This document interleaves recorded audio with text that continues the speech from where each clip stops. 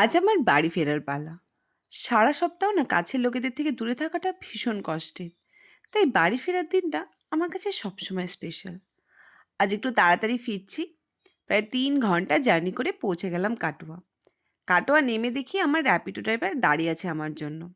আজ বাবু তাড়াতাড়ি এসেছে, কারণ আমি ওকে বলেছিলাম ওর জন্য খাবার আনবো।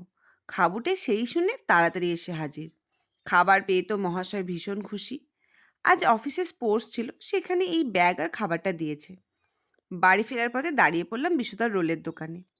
বিশুদার দোকানের রোল আমাদের কাটোয়াতে ভীষণ ফেমাস।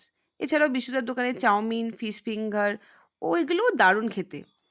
একটা রোল নিয়ে দুজন মিলে খেতে খেতে পৌঁছে গেলাম বাড়ি। বাড়ি ফিরেই আমার প্রথম কাজ হলো আমার রুমে যাওয়া।